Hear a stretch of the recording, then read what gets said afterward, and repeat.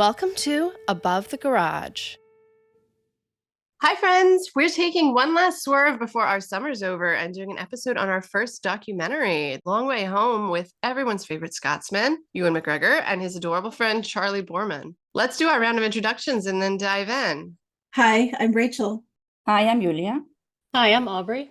And I'm Kate. So I know a random fact. Yesterday was Charlie's birthday, I noticed when I was looking him up to see where he was from. Oh, really? Happy birthday, Charlie. Nice. Oh, happy birthday, Charlie. We should have done it a day earlier. This was like such a wholesome show after recent shows. It was a nice breath of fresh air, but I had not watched the previous seasons. Have you guys been following this all along? This is my first Long Way show. I loved it. Yeah. Yeah, so I've been like a massive Ewan McGregor fan for like my whole life, essentially. Yeah. And I used to do every New Year's Day, I would do like a 12-hour marathon of his shows and movies. Whoa. Wow. Just like, let's start the new year off right with 12 hours of Ewan McGregor.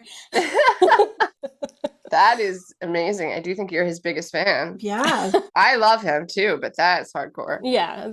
Well, you would have come had you been local, right? Yeah, I would have. It is a nice way to kick off the year. But yeah, there's still like shorts and things I haven't seen. But anyway, we watched part of the first one of these at one of those events, and everybody was like mesmerized by it. Yeah. Because it's just so like you said, it's very wholesome. It's very charming. It's like soothing to watch, kind of. Uh-huh. So yeah, I've seen all of them, and I think they're all really unique because they go to such different places each time. So it's definitely worth going back and checking out the old ones when you have a chance, or when you feel like, you want something light. Yeah. Do you feel like they're very different? It's kind of like the same format. Yeah. Have they changed over the years, I'm wondering? Honestly, it's very, it's sweet, but they really haven't. Yeah. Like, they're still just buddies, and they just get along so well, and their friendship's adorable. And the places that they go are different. That's the main difference. So the landscapes are different. The challenges are different because each time they have like a different challenge with choosing different bikes. And last time they did electric bikes, so they had to charge them. So that was the challenge. Oh, okay. That's interesting. So Ewan McGregor's daughter, Jamyan, I think that's how you pronounce her name. He met her at a children's shelter in Mongolia while filming Long Way Round.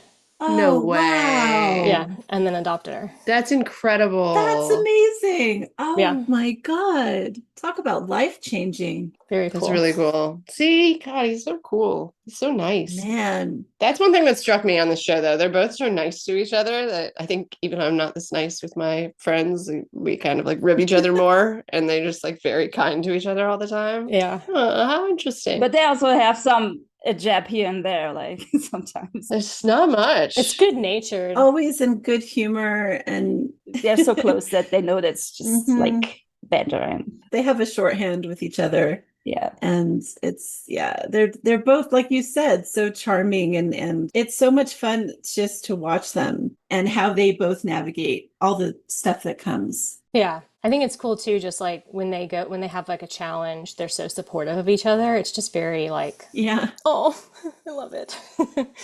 And obviously like this was such a nice summer show for me because first of all, I don't watch like a lot of TV shows anyway. It takes me like some convincing to go for something. And then I think partly just because of the time commitment on it. I mean, I watch a lot more movies and shows, but like, I just wanted something like, you're not going to have to worry about it. There's no angst. I mean, right. The worst thing that happens is like one of them has a little problem and they just work through it together. Yeah. Charlie falls a few times, but I was worried about And Ewan crashes, right? Yeah. Ewan had a crash while he was moving, and then Charlie fell when the bike was stationary. Yeah. Both of them look like the one with Charlie. I had to watch it over and over because I wasn't sure if he had his helmet on, but I wasn't sure if he hit his head on the rock or if that was just the camera that smashed into the rock as it tumbled. It probably was the camera because that would have been a bigger deal otherwise, right? I think it was the camera, but that made it that intensified the moment because it made it look even worse than I think it was. Yeah. It was very dramatic. That was totally exactly something that would happen happen to me though. Right. I've never been on a motorbike, but I can just see myself trying, and Yeah. then it all topples towards me. That's exactly what would happen to me. Honestly, the only time that I was ever on a scooter, I drove it right into a wall. So yeah, my experiences are not impressive on two-wheel vehicles. And Aubrey, your experience on two wheels? I've never been on a motorcycle, no. But Yulia has, right? Yes, I think I'm the only one who's like kind Yeah. of a biker as well, so I can relate to a lot of things like Ewan says and Charlie says, and that's a good perspective. I'm glad you have that for this discussion.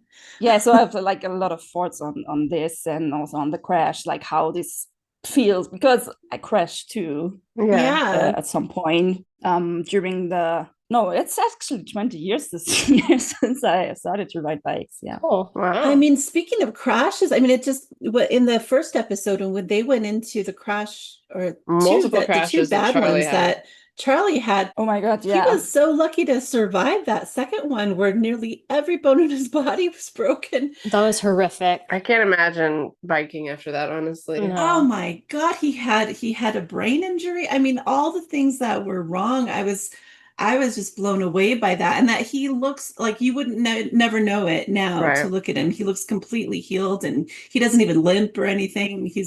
It's amazing what he survived. He said he had some small issue with starting, or there was something about that. Yeah, he can't do the kickstart on the bike, so he had to do an electric start. That's right. He has the nicest wife in the world because I don't like limiting things Dave wants to do, but after those two accidents, I don't know. I thought the same thing. I was like, she's so understanding. Not just and that's what you should be, and that's awesome. Terrified, like just saying you barely survived the last crash, but she was very supportive. I'm very impressed because she knows he loves it. Yeah, you know how important it is to him based on him getting back up and trying, doing it again. Right, and it's obviously such a big part of his life that you can't. Yeah, that's also a thing that is maybe also pretty hard. Like if you fall and you have like this like serious crash like this, and it changes your life or it sets you back in various ways, and then to still want to go back on the bike and to ride again is a thing I can totally understand. Yeah, it's awesome. I mean, I crashed once when I was pretty young, like 17 or something, and it was a rainy day, and I slid into the lane of the opposite traffic. Oh no, that's terrifying. And my bike was on me and my leg was stuck in between the frame as well, so I couldn't even get up. Oh my God. Immediately, I had to untangle my leg from in between the wheel and the frame to oh my God. Well, to get away and to lift my bike off me. And then I was lucky that no car or whatever was coming at that point because it was late at night. Yeah, thank God. Oh, that's so terrifying. That's so scary. Yes, that was probably the scariest thing I ever experienced. And then I just got up and got back on. I drove away. Yeah, I got back on my bike and drove home. Well, so you weren't hurt by that? No, it was. I was not that fast, luckily, because it was raining, as I said, and was like just doing a corner. But like because of the rain, the tire slipped, and so it's kind of the same with Ewan's crash. It's like sometimes you don't even know how fast anything happens, and you cannot control it, and it's just like a millisecond of something that is not even your fault. Like it unbalances you, basically. That's what it seemed like with his. Yeah. I mean, I think he mentions that it was like more bumpy than he expected. Well, it was the curb. Yeah, you could see the road it had like a line, like there's a painted line that just looked like it was flat. And then he went up on it and it was actually like a raised section of the road. So that's scary. Yeah, and all those unexpected changes of the road or the pavement are like really, which really ironically is probably there for safety, to keep people from getting too close to the edge or to the shoulder. Oh, okay. Yeah. But on a bike where, just the tiniest little change like that just completely threw him off and crashed him. Well, I noticed too, they do a lot of when they're riding together, which I think is probably, and Yulia, you can tell me if this is just like a standard kind of way that you communicate with people you're riding with, but like when they would come to a part of the road, like he would say gravel or whatever like is coming, like he would warn the person behind him, like he would warn Charlie, or they would warn each other about what was going to change about the road. It's like, oh, that's cool. That's like a good thing to have just like in your head. Yeah. We usually do that. Like a spotter, sort of. I mean, I remember this one scene. I think they were in Austria in this like coffee cake.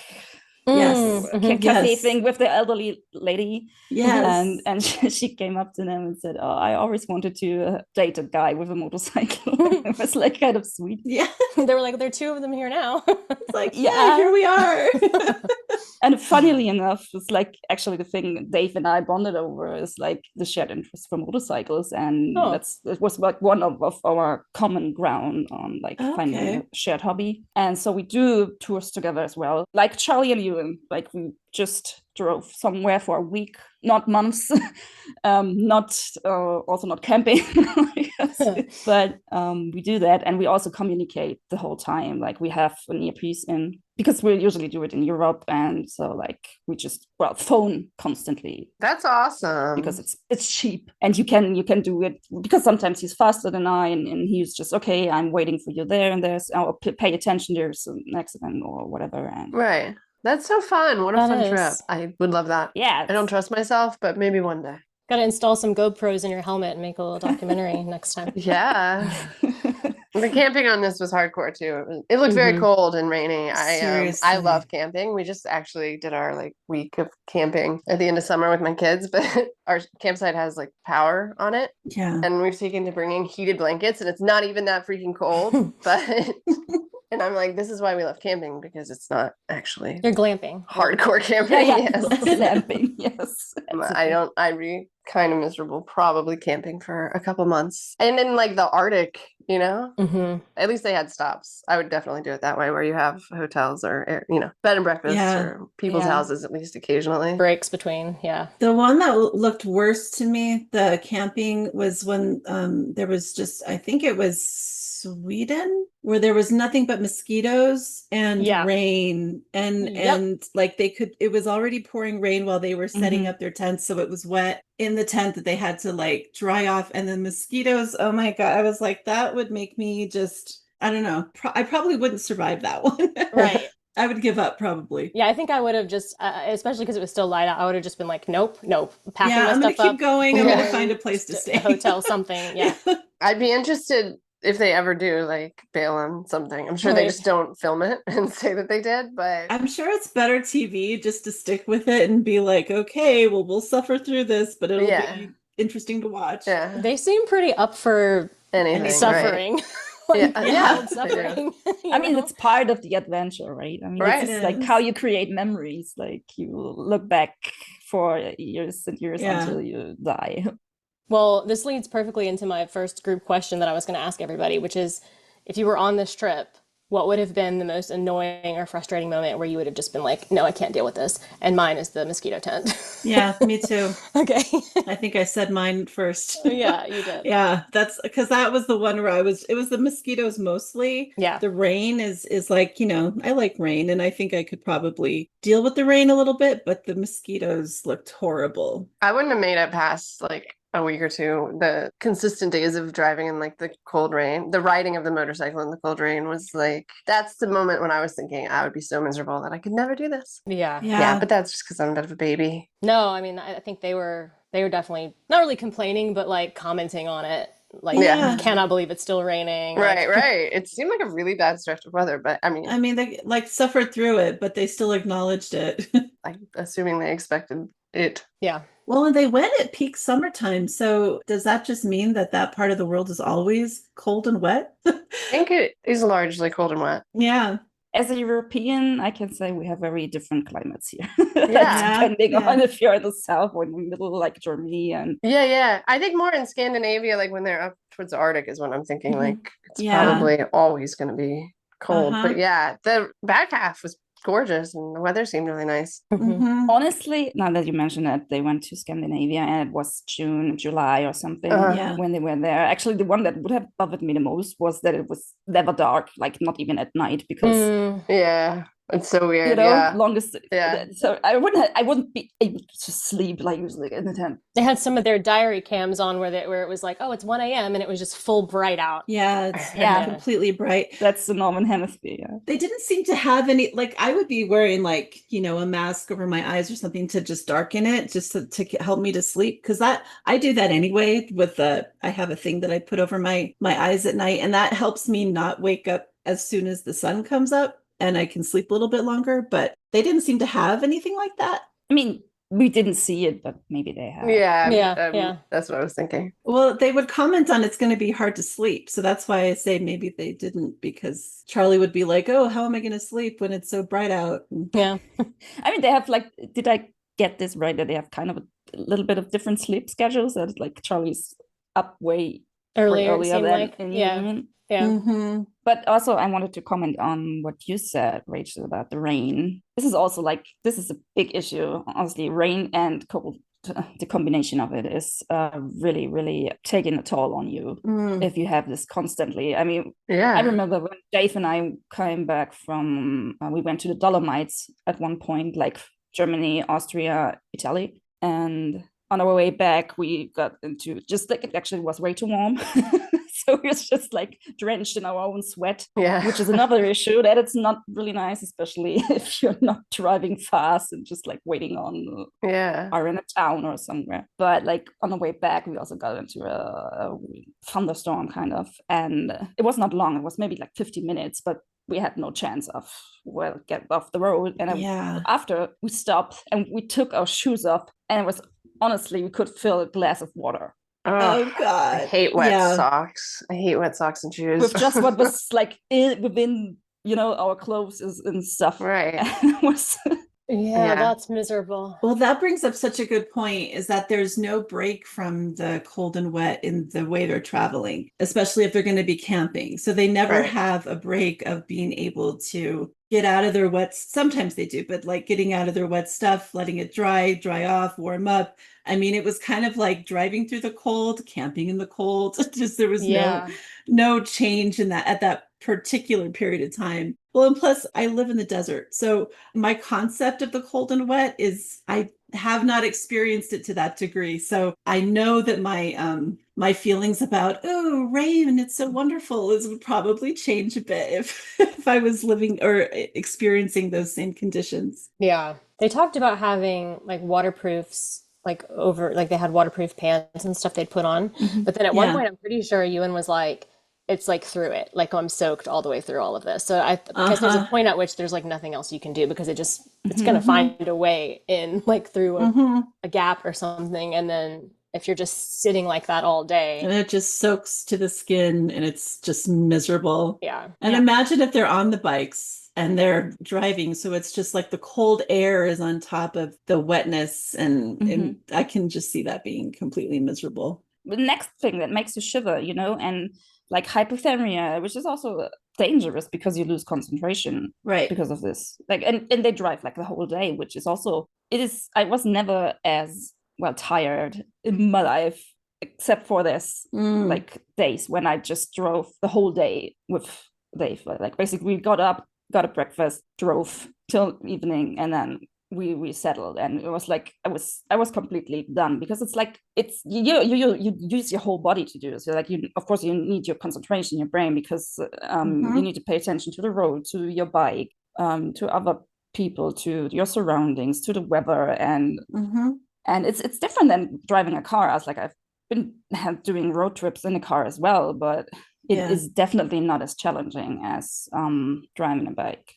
Yeah, I've never ridden a bike before, but I have an RV, and it's probably not the same type of tired, but I can do like 3 or 4 hours in it, and I'm just like kind of exhausted, because you're constantly like, the concentration level is higher because you're wider on the road, so you can't make as many shifts. In a car, you've got some leeway, you can kind of move around the lane a bit and not be precise and still be safe. Whereas with the RV, it's like your tires are against the lines, basically. So you're having to constantly stare at, there's like a way you can kind of visualize where the line needs to hit the front windshield. It's kind of like playing a video game, and you just like watch the line and make sure it's hit. Like I have a piece of tape on my windshield that shows me where the paint so you on don't the road. go over the line. Yeah, because you can't tell as much when you're up high. So you measure it and then you tape it off. Not everybody does it. I'm sure some people are just better at it than me, but that helps me to stay where I need to stay. But because of that level of concentration and also holding the big steering wheel, maneuvering this like huge vehicle is really exhausting. Like 2 or 3 hours in, I'm kind of like, yeah, I wouldn't want to do a whole day of that.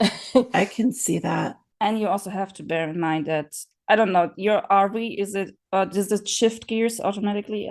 It is automatic, yeah, which that makes it easier. Has anybody of you drove stick before, like in a car or? My first car was a stick, and no one taught me what to do, and I just had to get to work and was stalling every day, and I was basically like, screw this, I can't deal with this, and got a different car. But so I would love to learn, but it was at a very bad time for me to try to do that. The timing was bad.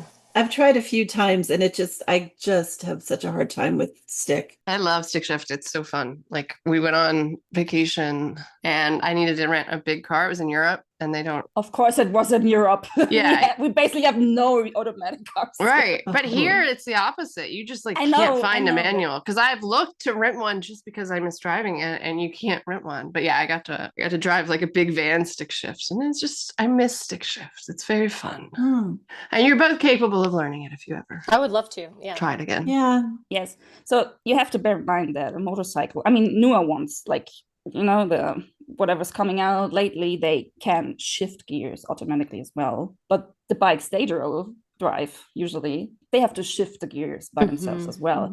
So this is also a work of concentration. Right. You have to work with your hand and your feet and the whole time. You know, you cannot just sit there and drive, you know, especially if it's like a curvy road. I mean, if it's straight line, it's something different then. I feel like you have to be in really good shape to and you know, they're older. No shame, but I mean, they must be in very good shape for their age to be able to maintain. Yeah. Especially because they kept they'd get off the bikes and then they'd go like hike somewhere, you know? Yeah, I know. Castle or something. And I'm like on the ground at this point. They were constantly moving. Yeah. Which was good. I mean, I'm sure they're in great shape. But Yulia, I'm really glad to have your perspective on that, because I was wondering about the riding of a bike. If like you're talking about all the things you have to pay attention to, but does your whole body is your whole body trying to keep it up at the same time, or like does it tax on like all the muscles in your body too while you're riding it?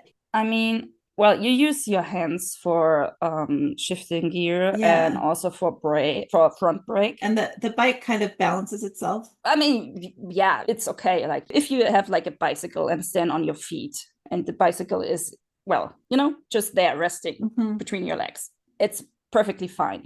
But as soon as, of course, you start to move or to drive, you have to balance a little bit, you know. And when I was doing driving school for motorcycles, we actually had this task to drive really, really slowly in a straight line, which was really challenging because you really had to balance that movement with your whole body, actually. Yes.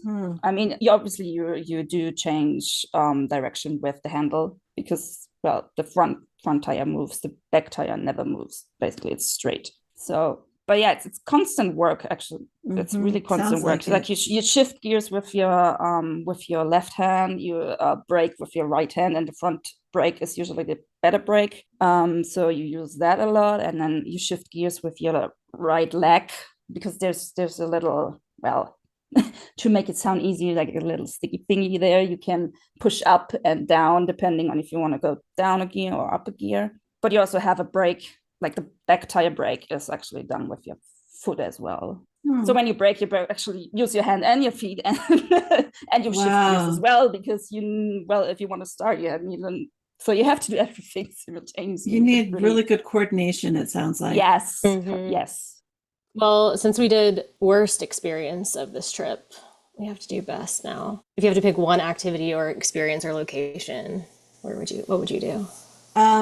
Honestly, I wasn't sure before they did it, but I think the bobsled run is something I would really love to do. That looked fun as crap. It Right. So and fun. afterwards they were both elated, like, oh my God, that was so much fun. Like there was no part of them that was like, that was terrifying. They were just so I feel like, especially they had somebody at the front of the bobsled to steer it, and it looked like it was on wheels, so it wasn't the ice, going through the ice. And they had like a cage around them a little bit on both sides. So I think it was done in a safe-ish way. I'm sure there's still ways it could be dangerous, but did they say she was an Olympic bobsleigh?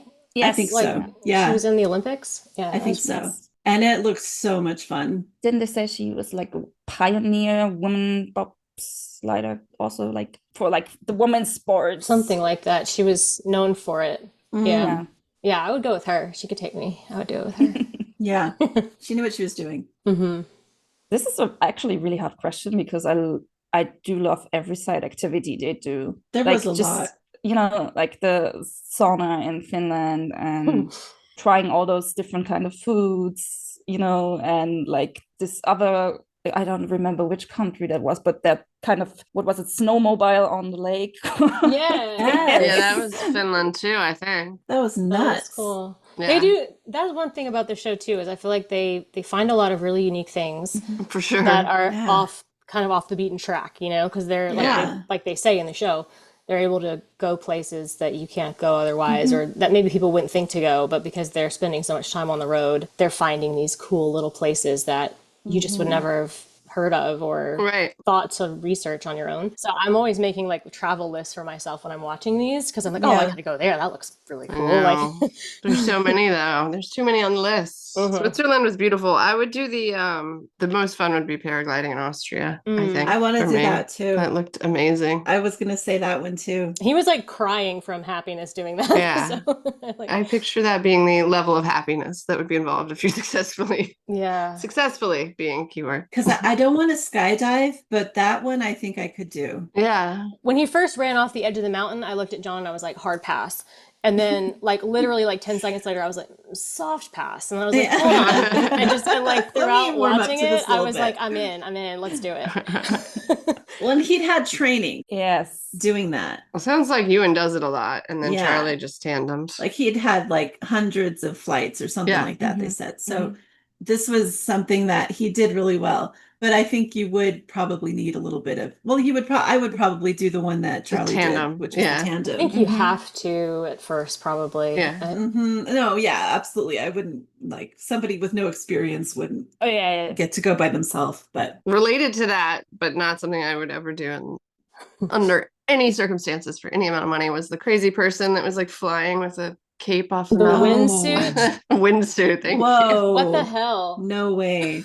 Seriously. It was insane, man. I mean, even he said he's scared every time he does it, but he uses it to focus. And I'm like, no. But I was also scared for the people who were standing there holding up this this thing. Is like if he crashes into them, it's like, because he's going so fast. If he got that wrong, slightly wrong, the wind was slightly different than anticipated or something, you would think. It has to be so precise. I don't understand even know how he survives more than one alone, but that's crazy. Like, how do you work up to that one? There must be a tandem way to do that as you learn how to do that. I don't know how that one works for learning how to do it, rather than just literally wing it as you go down the first time. Small hills. Maybe have a safety measures, like a parachute as well. Like he did, and he did have one. That's how he landed. Also, I remember. Yeah, but no, I thought the most obscure sport though was the hockey puck. Yeah, long golf-like thing. Strange. I just like, who came up with that? Oh, that one, yeah. Wait, was it Swiss or Austria? Austria, it might be. It was around Austria, Switzerland, so I'm not sure. It looked so impossible to control to me because of the way it like curves and like bends and stuff. Yes. How did they hit it? I don't understand how they both hit it. Right. I was like, there's no way. And then they both just nailed it. That one looked like it would be so satisfying if you hit it just right. And both of them were able to do it. Was that like the 50th try? Maybe. I mean, like, seriously, how did they both hit it? I don't know. They both like were perfect with it. I was like, wow, do they golf or something? And he does seem athletic though. For sure. Other than the axe throwing, which he just could not do. I love when they show so funny. someone failure. like, yeah, me too. I love failure. Because I'm like, oh, you're normal, kind of. Yeah, exactly. It's so real. And he's not perfect. Yay. Like, he's really good at so much stuff, but he's fine with them showing that he totally can't do that because it looks hard. Like the axe throwing. That did look hard. I think Charlie's was maybe lucky because he just nailed it. Yeah, he nailed it. And then he was like, okay, I don't have to prove anything else. And then Ewan's trying over and over and he just cannot get it. He's like, this is not my sport.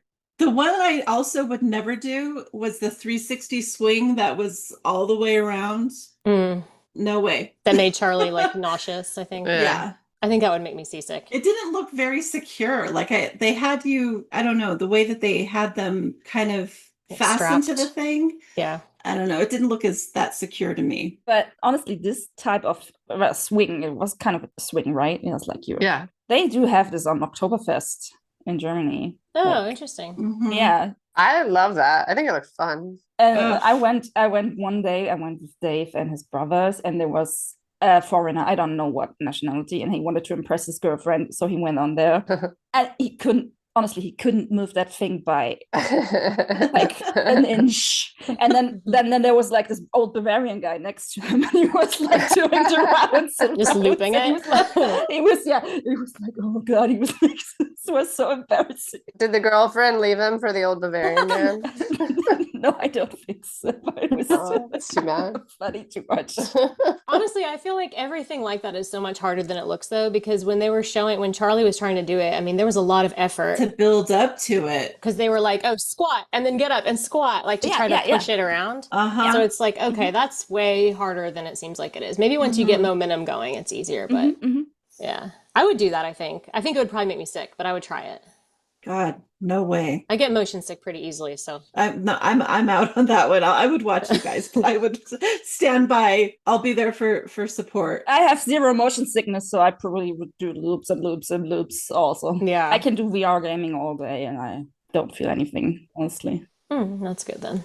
What was your favorite thing, Julia? Or what if you had to choose one thing, what would you do? I mean, I always see it from a biker perspective too. And I think like just experiencing all those beautiful places on the road, like you have the hairpin slopes, like in Norway, I think it was. You know, just so many beautiful places made me remember when I did my tours alone and then also with Dave.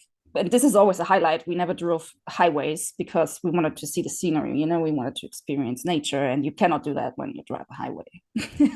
Right. No chance to do that. So yeah, that's cool. Always a highlight for me, yeah. Like seeing all the beautiful places they went to. And God, so many places are so gorgeous. Like every single one had just different beautiful landscapes everywhere. I had a hard time finding a favorite that I thought was like my favorite of all the landscapes because they're just all so beautiful. I think it's really cool. I mean, the way they film these, because they have the cameras in the helmets, I guess. So you're getting the POV of them riding. And then I think they must have something from the side.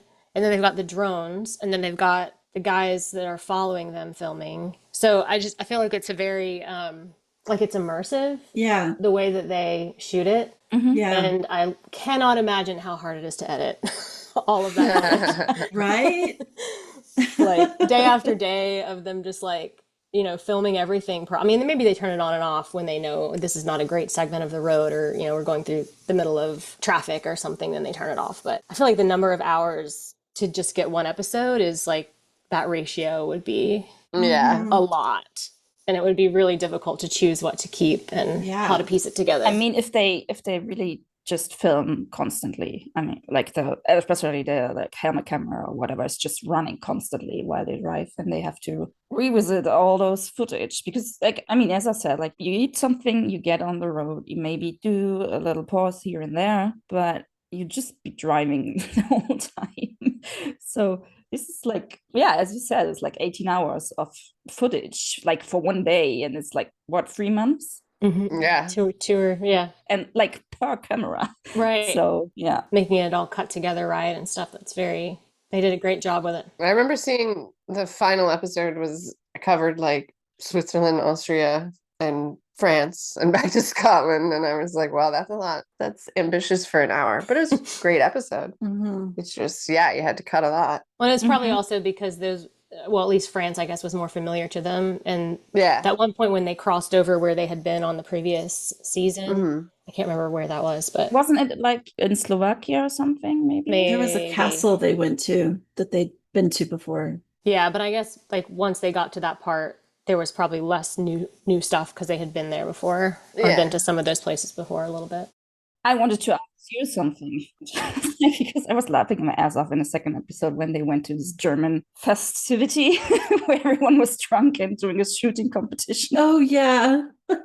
So, did you think it was staged, or do you believe that something exists around you? No, I mean, I think that's a real thing that that they do, because I think Ewan was commenting on that. Like, it seems crazy, but this is also something they've probably always done, so it's like normal for them. Yeah, they talked about the history of that place a bit, so I'm sure it's real. Yeah. I think it's funny too how like I do believe that they sometimes stumble upon things, but obviously they have things planned out too. That part seems difficult as well, like just scheduling all of their events throughout the day. Oh God, I wonder about that too. Who does she call? You call the town, so you're driving through and just say you have anything cool and random they can. I think they're two guys. So the two guys that are in the Rivians, they've been on every season of the show before. Okay. And they're like behind them or driving somewhere nearby. Sometimes they go on different roads because they're not like, they'll just meet them at the next town. They'll go faster and go ahead and set stuff up before they get there. Right. And they have like a guy or maybe even two guys on bikes that are with them that are filming. But like, I think that while they're riding around, they've got people that are just planning the next thing they're going to do. And I'm sure a lot of it is planned like in advance, but then you think like, okay, if you've got like, I'm going to be in this city for one day because they were moving through places so quickly.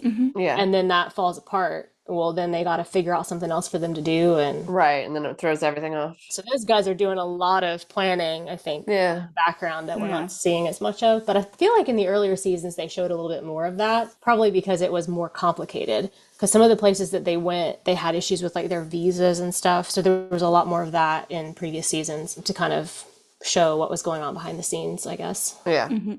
So in this case, it was actually not planned that they stumbled upon this. It was just happening. And I think it was featured in some German newspapers that they kind of just stumbled upon Ewan McGregor and his friend. Oh, really? Oh, that's amazing.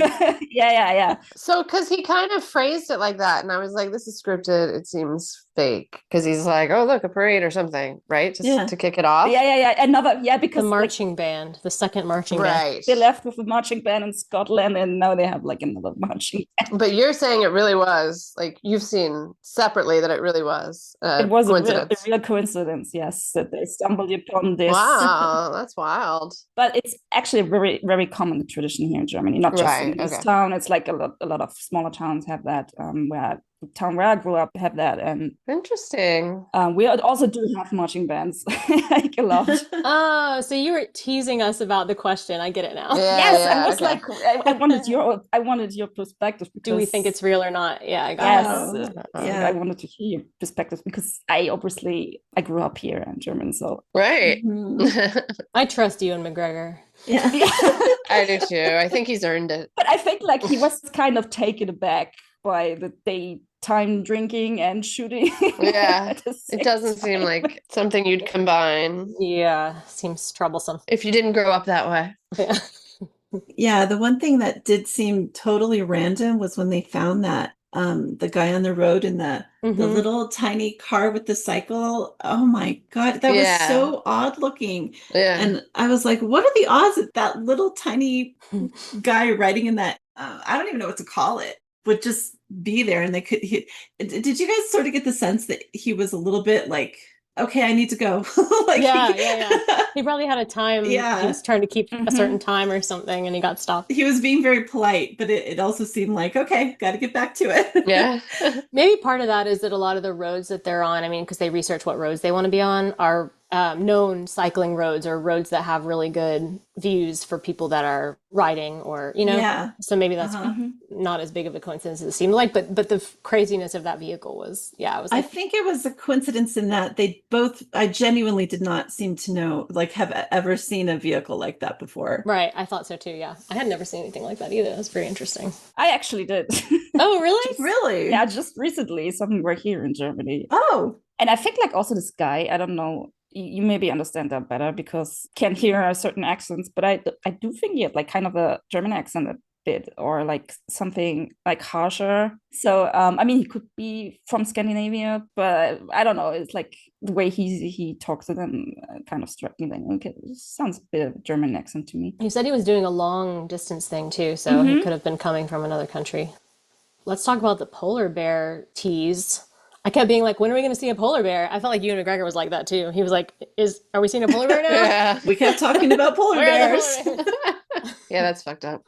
They saw reindeer. The reindeer were crazy. They like those horns on them are insane. Antlers, yeah. Antlers, there we go.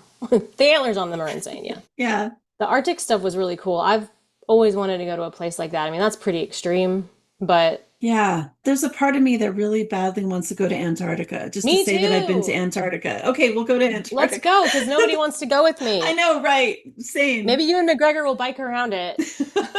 I'd come. I love the cold. Let's do it, guys. This is great. Okay, cool. Podcast trip, yes. Yeah, let's meet the most unpopulated Yeah. corner of the world. Love this. It's just very hard to get to, right? Yeah, it's expensive, and it sounds like you would be very sick because you have to, if you take a boat, it's like a cruise thing, but not in the sense of what you imagine like a cruise being. Right. No, right. It's just a boat that sails there from like Chile. There are probably other places you can go from, but they have to go through like, I can't remember the name of the section of water now. Drake's Passage. There we go. Ooh, it's like one of the most like extreme choppy waters like in the world, I think. Okay. And it takes days. That's what I was wondering. How long is it? Figured, yeah. It takes a long time to get there, so it's a hard journey on the boat. Yeah. So you're like, all right, cool. Just going to be sick for several days. I've also heard that there's weird rules once you get there. Like there's certain things you can't bring, and you have to take your trash with you or something because they don't have the infrastructure for that. So yeah, that makes sense. Nobody lives there except people at scientific research places. Yeah, like they have to preserve the ecosystem, so you can't bring anything organic or take anything from there. Even biodegradables would not Biodegrade, right? Because it's too cold, basically. And I would only go to check off the final continent. Right. That's your only one left? It is, but I don't think I'll probably ever do it because it's a lot. Yeah, that's a big one. We'll peer pressure you. The three of us are going. We're planning a trip. I mean, yeah, if you guys are going, I'll go. I'd be in for that. Well, I was just gonna, if we're listing things that we loved or we'd love to do, the Tree Hotel. Yeah, I would so love to stay at some place like that. Yes. I love that. In a completely different category, I was very excited about the cheese place they went to in Amsterdam. Yes. And I was excited about how excited Ewan McGregor was for the cheese. Yeah. he was like, we're going camping, so we should get a cheese for camping. And I was like, that's so a me thing to do, to buy like an entire cheese wheel for like a night of camping. A whole wheel of cheese. I was like, that's a lot of cheese. With your one friend. To be like, what are you doing? And I'm just eating it all day. And they're like, what's happening? You can't do that. And I'd be like, yes, I can. It's not the most practical thing to take camping. I mean, you can snack on the cheese, but at some point you gotta balance out your diet with something other than just straight dairy. I could live off of the cheese wheel for at least 2 or 3 days. I mean, what did they have? Crackers and cheese and fish paste. That was their diet. And whatever they got fed from locals. There was another episode where they went somewhere and he was like, I think they were in a market in one of the later episodes, and he was just like, cheese. He just like shouted it. And I was like, yes, I relate. I mean, don't get me wrong, I love cheese. And when she was cutting the cheese, it looked so delicious the way she sliced it off. And I just really, really wanted to try that Gouda. That looked so good. Yeah. I think that was also one of the only places where they like recognized him on camera too. She was like, they're like embarrassed. Are you Ewan McGregor? It was really cute when it would happen. And it happened early on too, where the woman, she said, you're in the movies, right? And he said, yeah, I'm in the movies. And I think that was the cheese lady. And then she apologized and she was like, oh, I'm sorry. He says, no, that's okay.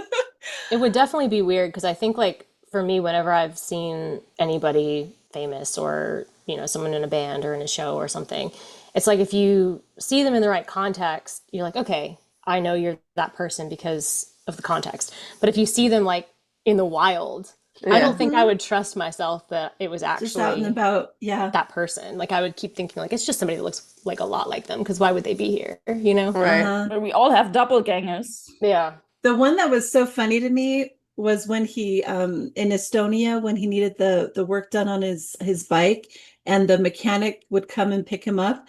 And so he called, and I wondered if he would do this because he said, "This is Ewan McGregor," when he called. I was wondering, I was like, is he going to drop the whole name, or is he going to be like, like, "Hi, my name is Ewan, and my bike broke down," and then he would be surprised when he showed up to get him, and or perhaps like maybe he would or wouldn't know him. But then obviously there was a phone call between this mechanic and his wife at some point where the wife didn't seem to believe him. So then later on, when he says, "Oh, my wife's calling, answer the phone," and so he says, "Hello, this is Ewan McGregor."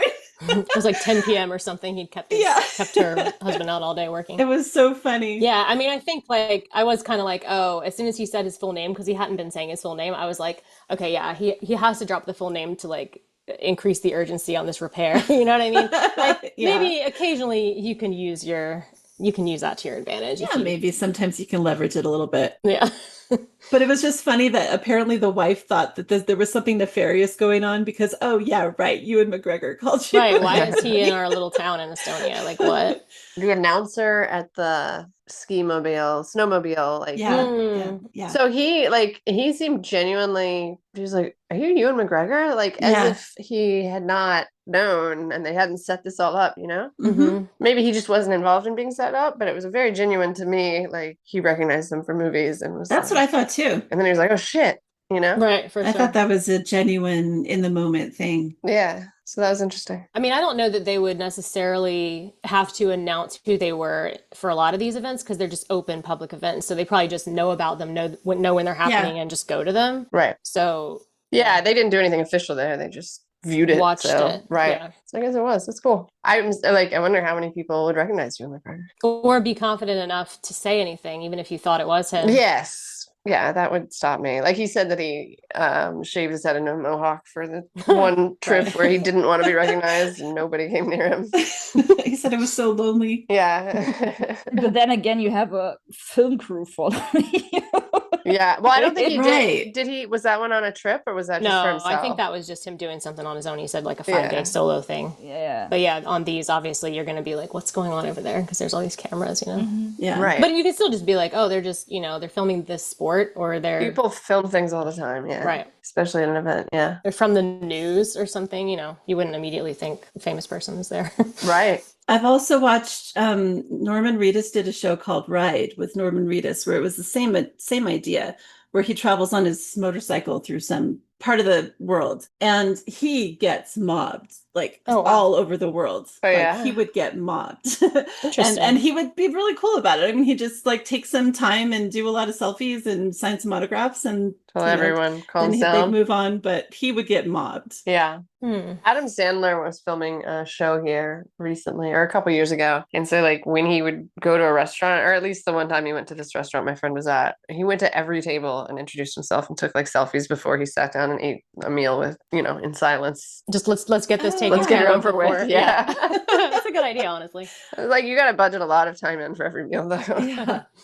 I think in the just combining the cheese with the Estonia snowmobile thing, I think this was the segment where David, the American producer that's following them, said, "Hey, mac and cheese." And I realized he's calling them mac and cheese. That's their nickname. And I was like, what? That's amazing. I think I got that before either. That. Really funny. I think this was also the episode where Charlie cast the fishing line and knocked the drone into the lake. That was so funny. How are the chances? Which was so cool because then, like, silver lining, you get like the underwater shot, which they showed. Yeah. It was so cool. Yeah, it was awesome because it still worked. So you got all the fish underwater. I loved that. Yeah. That was amazing. And you got the action shot of it going boop, like actually capsizing and going underwater. It was really neat. I can't believe that was real. That was an incredible coincidence.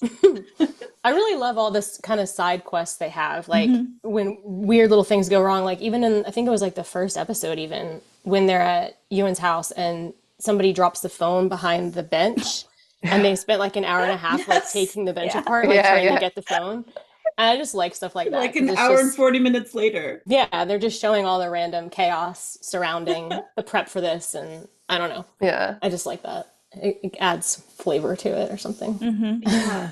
Do any of you go fishing? No. Oh yeah, I went with my dad when I was a kid, but it was so boring. It's just like long time ago I did once, and it just has never become a thing for me. I like it in theory, but in practice, yeah. When I go with my dad, it was good because he would like do the things. But then we were camping last week, and my son Evan is suddenly really into fishing. It came down to me to take the fish off the line and throw them back in, which is not the most pleasant thing in the world, but it makes me just as uncomfortable as it makes Dave, but I care more about the animal than he does. So it ends up being me that's the only one willing to like rush over and get the fish back in the water. Anyway, that is just an aspect of fishing that I do not love. Yeah, I couldn't do that. Unrelated, but I did want to mention because our friend Sarah on the podcast is from Finland. And first of all, it was very cool seeing all of Finland, which is beautiful and also just really cool. But also when they went to the Russian border, because I've heard a lot from Sarah about the anxiety over their proximity to Russia. And so, yeah, it was interesting to see like them be like, yeah, that forest is Russia. Yeah. It's crazy. Oh my God, yeah. When they're in Lithuania, which doesn't share a border with Russia, they said something like they went to a peninsula and they were saying that part of it was somehow Russian or related to Russia. And I had to go look that up. There's like a part of that peninsula that like the tip of it that Russia owns. So it's just like in the middle of the Baltic Sea. Yeah, that's crazy. Crazy. Wow. While we're on Finland, one of my favorite parts was the Silent People art installation. Yeah. Very cool. Oh my God, that part gave me chills. It really stuck with me. Same. And I feel like they spent a lot of time in Finland. I don't know if it's just because I was focusing more because of Sarah, but multiple different stops that were like that, just like really cool. I think they did. There was that, plus there was the island, like the small island that they stayed on. I love that one too. It was beautiful. Yeah. That was so beautiful. But the Silent People thing, I mean, it's so eerie, like Ewan said, but I love the fact that they didn't tell you what it represented. They wanted you to interpret it however it makes you feel or whatever it makes you think about. I thought that was really powerful because it could really honestly be so many different things. It did seem to have some type of foreboding around it or sorrow. So it does seem to be something poignant and like maybe silent people who were silenced in death or maybe marginalized people, but you could really interpret it so many different ways. I thought it was beautiful. Yeah. I really like in the show too how, and I guess this is in a lot of travel shows, but there's so many different categories of adventure that they're having. Like they've got the travel documentary kind of thing on the road, the experiencing the foods and the culture of the place they're going. They've got the bike nerd stuff and like fixing their bikes themselves on the road, which is really cool, like to see, even for me who doesn't know what they're doing. It's just like, you feel sometimes a little bit of anxiety about it, but also just the excitement of being able to like do that yourself, like of knowing how to do that, like the fact that they could just pull over and fix something. So you've got that, and then you've got the kind of like cultural, like educational things and the charitable things that they're doing. So I like that they have all those different things kind of woven together. So we've kind of covered the bikes a little bit. Have you ever ridden on a vintage bike before, Julia? Not in a sense. They have, to be honest. Like I've ridden a really vintage one from the 50s, to be honest. That's what was my first one. Oh, cool. But it was not that fast. It could maybe go up to 80 kilometers per hour, which I don't know what it is in miles, but yeah, I think it was 50, maybe something like that. Yeah, which was quite fast for that old thing. And it was also like I had to kickstart it by foot, as Charlie I had to take care of the spark plug because if it was wet, the motor would not start. So I always had a spare with me. So you had some mechanical things that you did while you were riding it that you had to keep up with. Yes. Interesting. And I also had to pay attention on like closing the fuel line. So if you forgot that, the spark plug would get wet, and then you could not kickstart it anymore. So it was like all tiny small things that needed to be paid attention to. But ever since, because like I did 2 licenses in Germany, like for motorcycle, one for smaller ones you can do at 15, 16. And if you want to drive the big ass ones, you need to do an additional license. And I did that with my car license together. So lately ever since then, I've been usually driving bikes from 500p at like 500 ccm tops. So it's like 45 kW. I know you don't have any clue what I'm talking about. No. It's like you're looking at me. Some of our listeners might. Yeah. Sounds impressive to me. Yeah. Which is not like the super fast ones, because you can go up to, 500 is kind of in the middle end, but you can go up to 1000 ccm category, which are like the super fast ones that can go up to 350 kilometers per hour. But I think like the fastest I've driven is 210. Holy shit. It's 130 miles an hour. Yeah, and it also depends on the shape of the bike, which is also a thing I wanted maybe to comment on. The shape of the bike is really, really important, of course, because some are more comfortable, some will make you, feel back pain, some will just feel like your ass is falling off. I think Ewan mentioned that. They commented on that a few times, that's actually a thing I thought about a lot, because even like, I mean, it's not the same at all, but like a bicycle seat, I'm just like, after an hour on that, I'm like, my butt is numb, I can't. So when I did a tour alone, when I was like 23 at the time, maybe, I did 1,300 kilometers in a week, which is about 870 miles, I think, from like my German hometown to an Austrian friend and back. And I had not the best comfortable bike. So I was literally pausing every 2 hours to just stretch, and I couldn't sit anymore. It was like, honestly, it was like I should have chosen a better one. And the ones they chose, they look way more comfortable because they look like they have more of a comfy seat. And you can also sit more upright, like it's just better for your back. Because like the faster bikes, you usually kind of have this kind of lying position sometimes if the tank is very long. And this is all things you have to consider if you do such a tour. That's why I think they chose certain bikes over others. And that'd be a huge decision what you're going to do it on this whole trip. But they looked cool too. I mean, that's literally all that I noticed.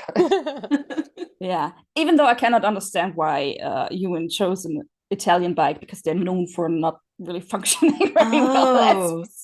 But also I kind of feel like, even though he was the closest that he came to being pissed off, which he doesn't get super pissed off about stuff, which is cool, but like, because whenever I'm watching this with John, we always, like, after an episode, it would just be like, man, we gotta learn to chill out.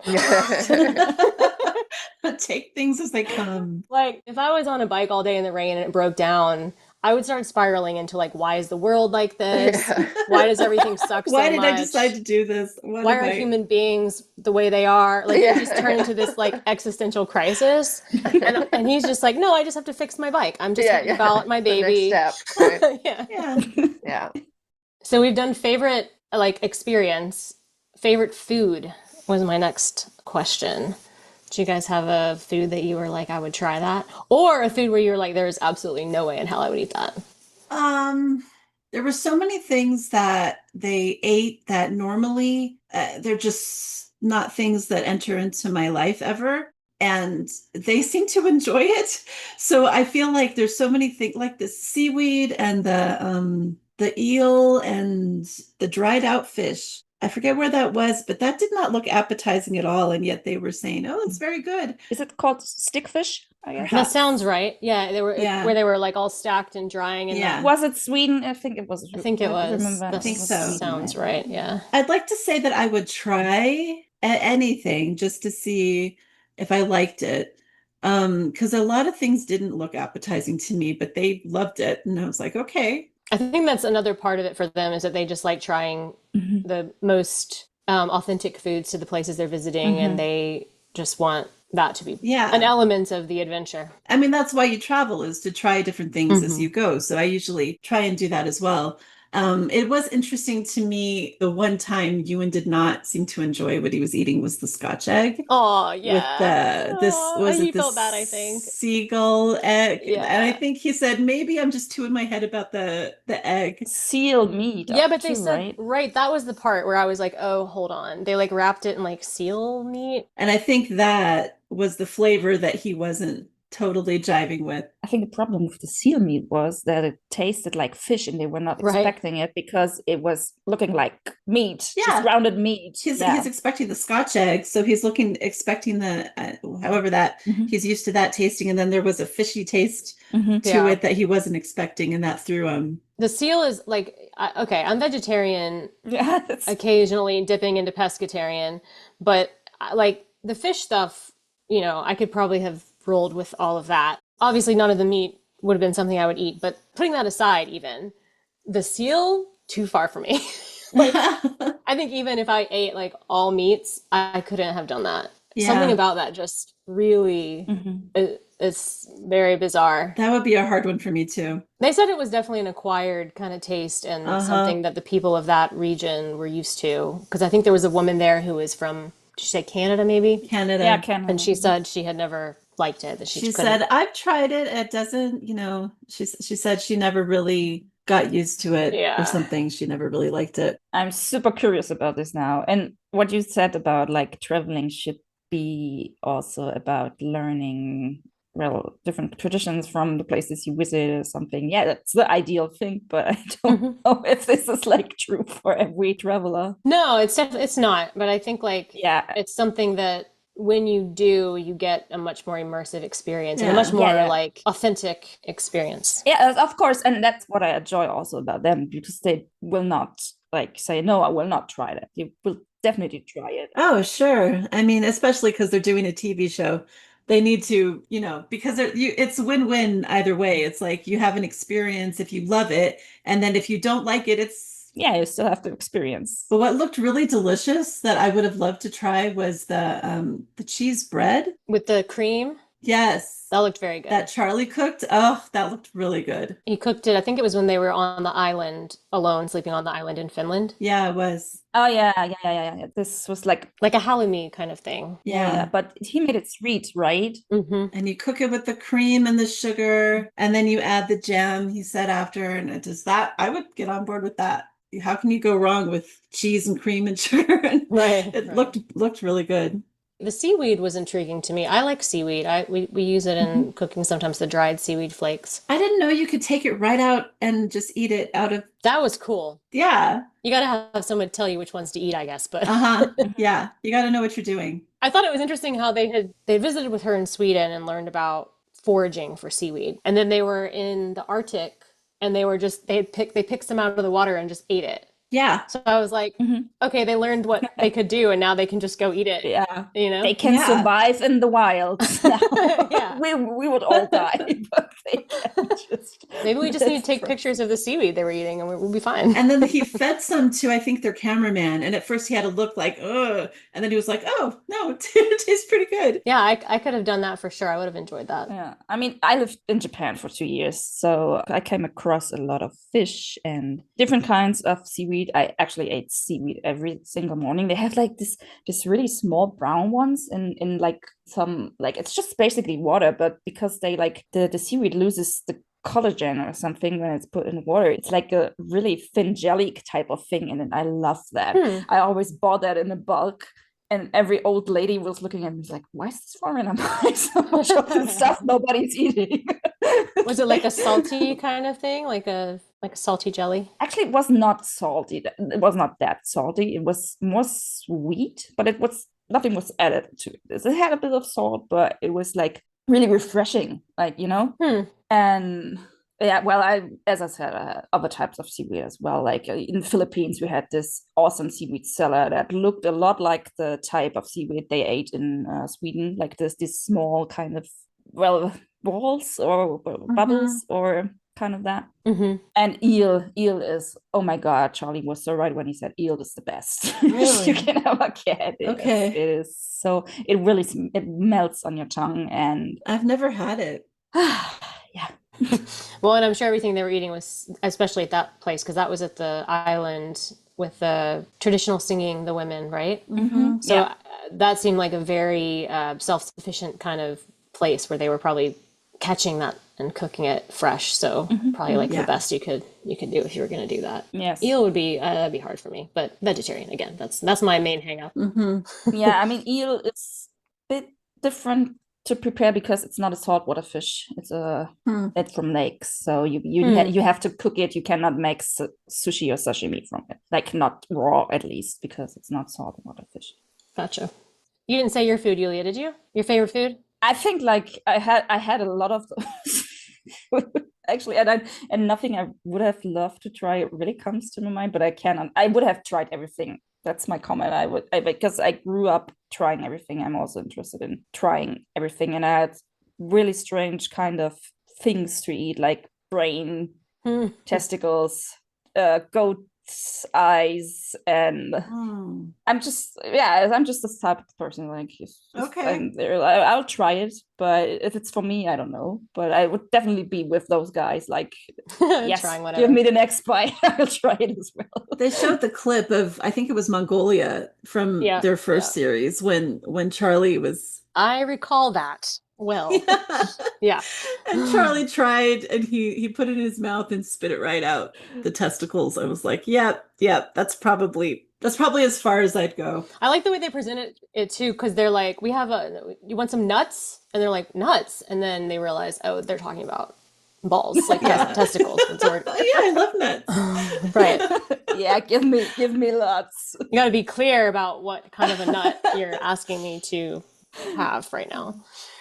So Aubrey, what's your favorite food? Yeah. Well, I think my thing, like, because I agree with you, Yulia, I feel like I would try everything, but the problem is because I'm vegetarian, obviously, that is one of the big, like, if you go somewhere and you're going to eat something exotic and strange, it's like a lot of the time going to be an animal part, you know?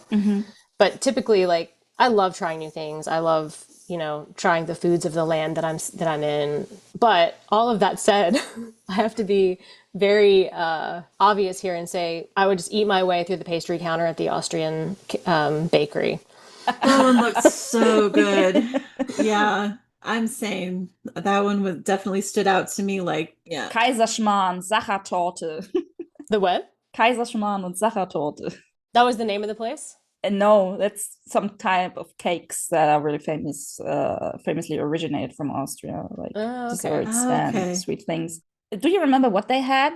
They had something with custard, and then they had the strudel. Apfelstrudel. Okay, strudel with the cream. With apples, and it's warm, and raisins inside. Everything that they brought, all the food they brought them looked delicious. That place looked heavenly. Yeah. I just have to comment on this before we end this, because I didn't realize how much of this would be in this series, but how deeply Ewan embraces his Jedi side and how many times it came up. I absolutely adored how nerdy he was about it, because there is this thing he does, and I'd heard about it on Jimmy Fallon, and he apparently does this all the time. Like, if he's going to an airport and there's automatic doors, and he'll do the Jedi hand gesture as they open, and he says that he always does it for himself, but he always secretly hopes there's somebody else who sees him do it. And so when I saw him do that in the second episode, he does it on the ferry when the elevator opens, and he just sort of does his Jedi hand gesture as it opens. And then he looked back at the camera and he just nodded and he got on. And then it was so funny to me how often he brought it up. There was the golf, I forget what it's called, but the one we were talking about with the swing with the golf type thing. And he said he was using the Force when he was doing that one. And then there was another time he talked about his lightsaber, how someone else was talking about swords, and he says, my sword is made out of light. And I love the fact that he's such a dork about it, and that the pinball machine, he found a pinball machine for Star Wars with his character on animated picture on it. Yeah. So he took his picture next to it. I just loved it. I love the fact that he embraces the Jedi in his life. I thought that those parts were hilarious, but I love that part of him. Yeah, I was noticing the Moulin Rouge references because that's my favorite movie. The spectacular reference that he had. And then at the end of, like, I don't even know if this was a reference, but I think it had to have been. In the final episode when he's like cleaning the rust off his bike and discovering that it's a different color than it had been the entire show. Yeah. Yeah. So cool. And he says, she's the star, and kind of like whispers it. That's like a Moulin Rouge thing. Okay. I don't know if he meant it to be. Charlie told the story too that was really funny. How when he was doing Moulin Rouge, that Kylie Minogue, he said, you introduced me to Kylie and Nicole, and then you took off. Like, so he was like, Charlie was just standing there with these two, stunning women, and trying to form a sentence. Yeah. Yeah, that's funny. But that was, what about that bike too, is that I think Ewan said this is one of his bikes. He didn't get this specifically for the trip. So he'd had it for like 11 or 12 years, and he didn't know that it was, there was like a white underneath that rust. It's so funny. I guess he just never cleaned it that deeply. to that level. But he did say that he, like, and even in the first episode when we were inside his garage and you see a lot of like his cars and other bikes, and he said it's like he loves that they're rusty and like have this kind of notion to them. Yeah, that's right. So that was, and also to comment on what you said about the she is the star comment, which is actually I haven't watched Moulin Rouge in a very long time, so I cannot comment on that. But he says the same line in kind of a whispery voiceover in Moulin Rouge. Yeah. Okay. Anyways, with bikes, it's like with ships; they're always female. Yeah. I think I do that. I have the instinct to do that about all vehicles for some reason. Okay. And my cars are always girls. I don't know why. Huh. It's a vessel. My car is always ladies. I don't think I've ever applied a gender to my vehicles, but that's also, I thought like maybe it's because, I don't know, in Italian, it's la macchina. So, and this is a female gender kind of type of thing. And his bike is an Italian bike. It's a Moto Guzzi. So I guess maybe it's like just a notion from him, but like usually everyone like in the bikes, he like refers to his bike as a female kind of. But maybe it does come through languages that have that gender a noun. Yeah. Like that they tend to be female in those languages, and so it just translates to English too. Yeah. I love how much he loves his bike, and I don't think I've ever loved anything as much as Ewan McGregor loves this motorbike. Charlie's inside just cooking them dinner, and he's outside just like literally just staring at his bike. Like, look how great it is. Look how wonderful she is. I know. And he's like talking about the profile and how beautiful it is. Oh, and then he just gets giddy about it. He's just and really also when it's not doing well. Like when it was breaking down, he was taking it as an emotional thing too. And I understand like it's part of this journey, and because he said when it got really bad around Estonia and he needed to get it fixed, and he was saying things that made it sound like if they can't get it fixed, then it may be the end of the line or something. And I'm like, well, can it just get another bike? I didn't really totally understand. Like, is it that they're so committed to taking these bikes from start to finish that you can't do that? Is that a rule? Yeah, I guess I don't know because it's never happened, probably. I don't think they've ever had to change bikes in one of these before. I don't remember for sure, but I'm sure that's part of the challenge in a way, though, is it's like this bike is going to make it from the beginning to the end. So even though he's saying that and it sounds like, well, what would you do? It's kind of like, yeah, but he's not thinking that failure is an option. Like he's like, we're going to fix this bike. Yeah. Like one way or another. And he said a few times, it's a machine. You can fix it. It's a machine. Yeah. Yeah. And happily they chose mechanical bikes this time. I think they're electric last time. Yeah. I started to watch the other thing and was like, and at the beginning, they didn't even check the weather. And then they go for electric bikes from the coldest point in Argentina to up to whatever.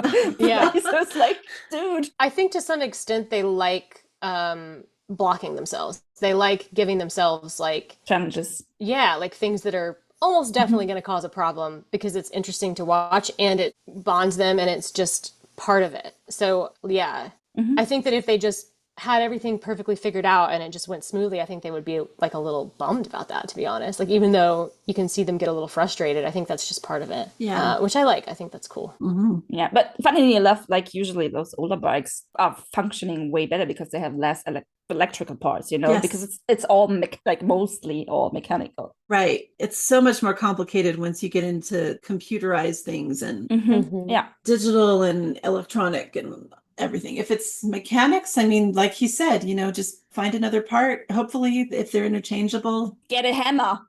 Get a hammer. That seemed to be a solution a few times. I think they also just like meeting mechanics in other countries and people that are interested in bikes and, you know, stopping at the, it was kind of like a co-op, I guess, where they were all working together in that shop. I think that's part of it too. It gives them an opportunity to meet those people too. Yeah. About like the biker scene in general, like what I experienced during my tours and whatever, it's like it's a really, really close relationship between people who don't know each other. Like you just also drive and you greet. I mean, even if you're in the middle of the corner, you just lift a little finger just for greeting. I saw you do that once. You waved at a passing biker. Oh, this is an unspoken rule under like bikers that you just. I mean, you cannot wave the hand if you have to, you know, handle your bike. But I mean, if you go straight, you're just acknowledging each other, kind of. Yeah, exactly. It's just like do a small gesture, like, hey, that's cool. Hey, friend, I don't know you, but yeah, that's cool. I like that. Trivia. Yeah, thank you. I also really like their humor, their sense of humor between the two of them, and it's funny to me how you start to notice little phrases that they say, and then they start saying each other's, like Charlie said holy moly probably 200 times throughout this to the point where I should have made a drinking game out of it. But then I think Ewan McGregor said it a couple times, and I was like, I just love that, you know, that's what happens when you spend that much time with somebody, that you start like saying the same things. And there was one episode where they started saying bonkers a lot. It's just like they're just picking up each other's dorky words and phrases, and I really like that. I think it's funny. Yeah, it's just their friendship is a huge part of it, of why it's so engaging, I think. And the way they tease each other in a very loving kind of way. And like what was the thing that they were talking about in one episode where they said Charlie would like rub his chest for something? Yes. Like, was it like when he was nervous or something? I can't rember the when and where. I don't remember the context of it at all, but he was just saying like, I used to do this, or it was like a twitch or something that I would just rub my boobs, basically. My breast. Yeah. And then Ewan McGregor was like, or they said something like, you stopped, and he said, yeah, you took a course to stop breasting. It was so funny. That was really funny.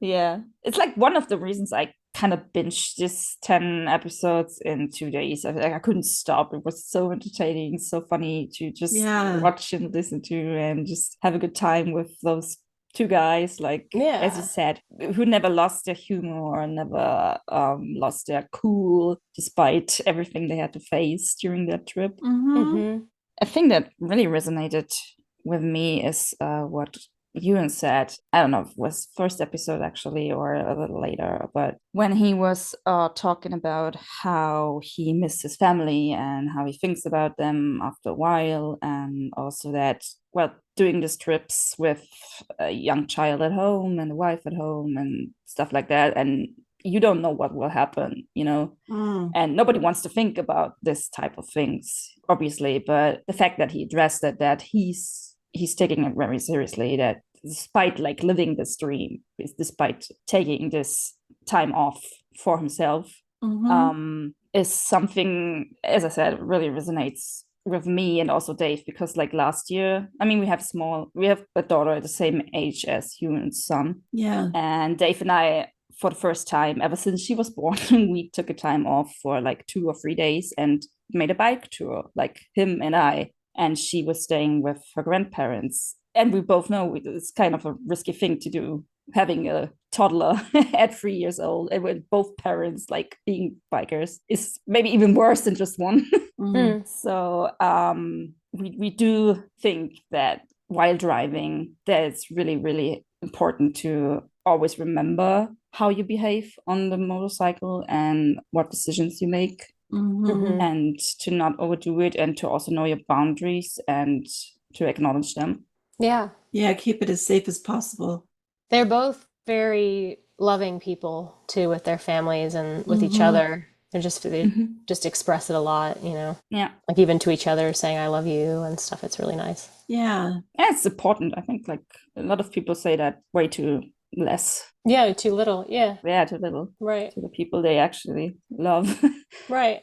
I don't think we've talked yet about the music that Ewan brought into the show. Anytime he's sang a couple times, and especially that time, where was it? With the ukulele?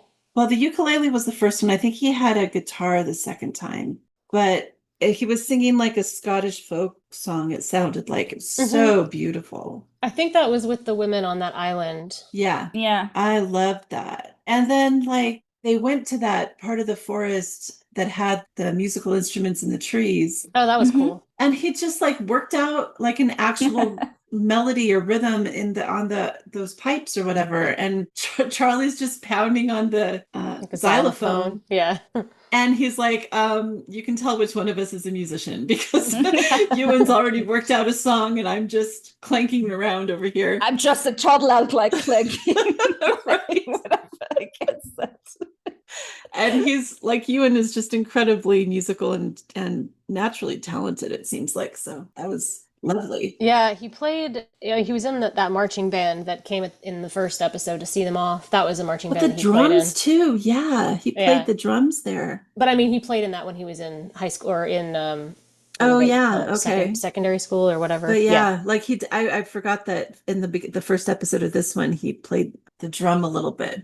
Like, I think that was the school that he went to when he was a teenager. And I think he played French horn, because there was a movie where he played it when he was pretty young. Yeah. So I think, he's probably always had musical abilities. He's a talented guy. Yep. Yulia brought up the outdoor spa, but nobody brought up the part where we got this little tiny glimpse of Ewan's backside when he was walking through. And oh, not a show or movie can go by without his ass being present. I think he's very comfortable with that. It happened twice, because they showed a clip of when he got mosquito bites on his... It's another drinking game we should play every time he flashes his butt cheek to somebody. Yeah. But then again, at one point he also asks, you the frame is above my waist. Yeah, right? he's being very modest in certain parts, but then in others he's just like, nope, there's my butt. I mean, there's probably a line that they can't cross, and it was weird how like on the show, I mean, because I don't know that he cares. Maybe he cares, who knows? But like they would bleep fucks, which I thought was interesting. I didn't expect. I was like, why? Why though? Did they? Yeah. It was like just a couple times, but yeah, there was a time when he was it was like doing the little diary cam in the tent, but he's like trying to flip the flap of the tent up. He does it like 3 times. He's holding the camera and he was just like, fuck it. Oh, yes. Yes. And they bleeped it out. I remember that now. Oh, yeah. I think that was also when he puts his glasses on and he's looking in the camera and he's like, good Lord. Yeah. Yeah, and I had the subtitles on, and it like put the little asterisks over the stars. Yeah, it put the stars over it. So.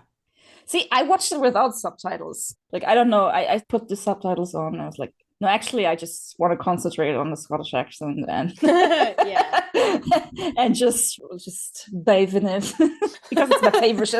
No, because it's my favorite English accent. Me too. Me too. Yes, Scottish, and then Irish, and then I don't know. Yeah, I agree. Love the Scottish accent. There was one part where they were crossing a bridge. I have it in my notes that it was after Copenhagen and maybe going to Sweden or around that area. And they were talking about a series called The Bridge. Are you guys familiar with that series? Yes, it is a Swedish series. That would make sense. Let me check myself. That's the part of the world they were in. Yeah, it's a Sweden, Denmark, Germany, and Norway. Swedish and Danish are spoken in it. Yeah, it's a few years old. Let's see, it's from 2011, and it had 7 seasons. But yeah, have you seen it? No, I've heard of it, but I've never watched it. But I was a little bit like, I should probably check that out. It's like a mystery thriller kind of thing. Okay. It was a reference I missed because they were playing the theme song apparently, but I wasn't familiar with it. Yeah, I think the leads are They're either police or some kind of law enforcement, I think.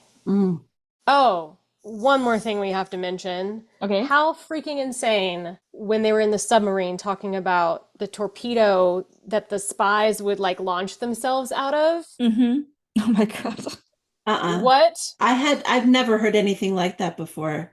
I didn't know they had human torpedoes that they would shoot out. What the heck? There's a thing in, spoiler alert for Mission Impossible, but there's a thing in the latest Mission Impossible movie where Tom Cruise like crawls through a torpedo thing to get out of a submarine that's like, it's like a sunken submarine that he's inside of. And he crawls through it. And I was like, that's crazy. And now I'm like, oh, they clearly got this from a real thing that people do. Yeah. Wild. Oh. Like, imagine that. No, yeah. I mean, it's a tight tube, and then they fill it with water before they, oh my God, all of that sounded nightmarish. Yeah, just the worst. Wow. Yeah, so overall, yeah, I just had such a great time watching this. I think it's so fun to watch. And yeah. I remember hearing him talk about his travel shows with his friend on talk shows like years ago, but I never sought it out and I never watched it. But now they're all on Apple TV. And now I kind of really want to go and kind of watch them in order. Definitely, and just watch their whole journeys. They all look like so much fun. And then to see the progression of, 20 years ago to now, that's kind of cool. Right. Yeah, I mean, you have to keep that in mind too. Like they did this like 20 years ago, and then I mean, I think like Ewan mentions this as well. Was it Long Way Up? Was this 2019? That was 2019 was when they did the trip. Yeah, it came out in 2020. Yeah. But yeah, they did the trip in 2019. So yeah, when I started to watch this, and when he mentioned that they didn't really keep in touch that well during the years until Charlie had this horrible accident, and then he realized, as we said, that it matters that you tell people you love them, that you do, and that you spend time with them and make the best out of the time you have with the people you enjoy. And that was kind of really beautiful that they did it again this year. And after those 15 to 20 years, they were lucky that they got to do it again. I mean, like I said earlier, just the list of injuries that he had and how like his wife, I think, said that they had to pin him back together. And I'm sure that was tremendous physical therapy afterwards to get him more mobile. And so the fact that he even survived that, and then that he even can do another. Well, hold on. Oh, wait, which crash did he have right before they did Long Way Up? Because I think there was one. I think it wasn't the really bad one. I think the really, really bad one. Wow. He nearly died, had collapsed lung and stuff like that. Yeah, I think they were in the planning phase to do it, and then then he crashed, and then he nearly died. It's right before Long Way Up. So it's really incredible he was able to do that. Yeah, after that crash, which is horrible. Yeah, honestly, to even want to do that after experiencing that. I know it's a testament to how much you must love it if you can almost die and have that many injuries and still want to get back on a bike and take another trip like that too. Yeah, and I say this as a biker myself, like it is a tremendous mental feat to overcome this traumatizing event, I guess. Yeah. And he doesn't seem traumatized. I even saw him do a little trick on the bike while he was thing with where he swung his leg back and then he kind of crossed him. I was like, damn, that's I mean, I guess he's just so natural on it. But I was like, if I had been through the type of crashes he's had, I would not be, doing tricks on my bike. I wouldn't, but he was having a moment, I guess. Yeah. All right, I guess that's a wrap on our discussion of Long Way Home. Come back soon. We're finishing up Wednesday, and then we will do our normal original format of a new show coming out weekly in the fall. Thanks for listening. Bye.